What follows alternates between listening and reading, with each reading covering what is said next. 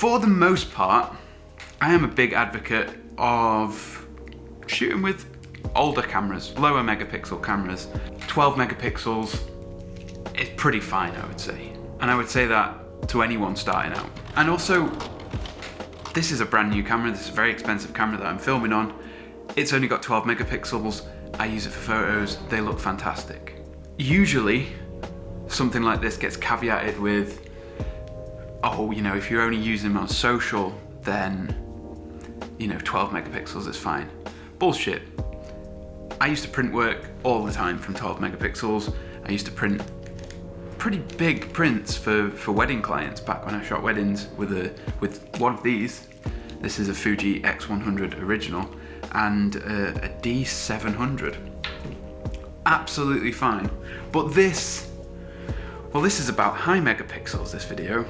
And specifically, it's about why I work, when I work on photos for product clients, I work with a Sony A7Riii. It's only 45 megapixels. Now 45 megapixels is overkill, especially seeing as a lot of this work is never printed. It is sometimes printed, it has been printed, but for the most part, it's not printed. And in fact, this company that I'm doing a shoot for today, I've worked for them. I've worked with them for 5-6 years now, 6 years maybe, and for a good chunk of the time, I was using APS-C 24 megapixel cameras, and they were pretty fine. But what I've found, and why I use this camera with such a high megapixel count, is that I need to do a lot of reframing. This makes my life so much easier. So back when I first started doing this kind of thing, I would shoot every shot as an individual frame.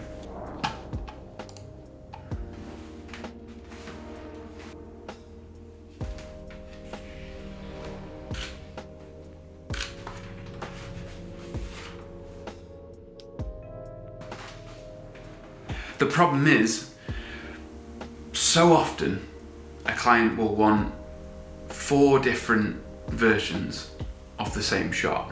What shooting with this high megapixel camera does for me basically is it allows me to reframe afterwards. You hear a lot about reframing afterwards in video, but for me to get a slider shot, so like, you know, like a web slider shot, which is really, really wide, to get a vertical shot, to get a landscape aspect ratio, getting a square shot in there and other sliders, and not having to take that shot and edit that shot each time is really key to speeding up my workflow.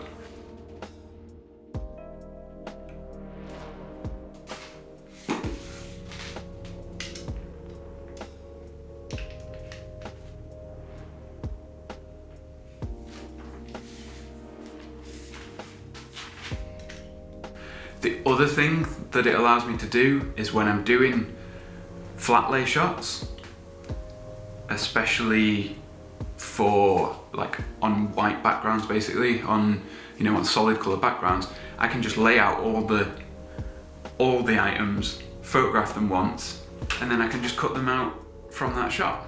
The ability to take this one shot and edit out the tape that I've used to make sure this sits perfectly flat. It's hardly visible, but you will see it if it's not edited out. To change the colors, to do the masking, so this color isn't quite perfect. This isn't exactly the color that I want, but it overlaps with the color of the cork, it overlaps with the color of the seal on that, overlaps with the color of this newspaper, some of the ribbons in this.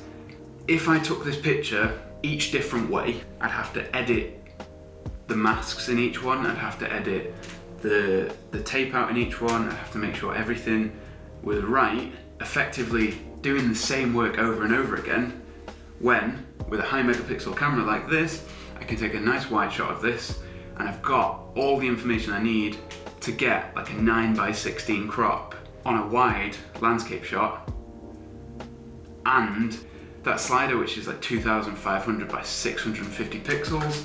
Now obviously you can't do this if you want your final output to be some huge file, but I know the dimensions that these are being outputted to. I know exactly the size, the pixel size that these are going to be, and I know that this resolution will match that and make that usable. Now yeah, you need a nice sharp lens, you need to light it right, all that sort of stuff, but this workflow cuts down the time needed, the energy needed, the resources needed by so much,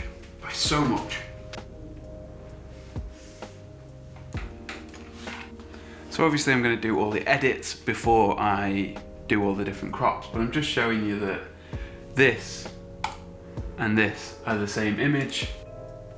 And the crop resolution of this, if you look on Affinity, is 2195 by 3902.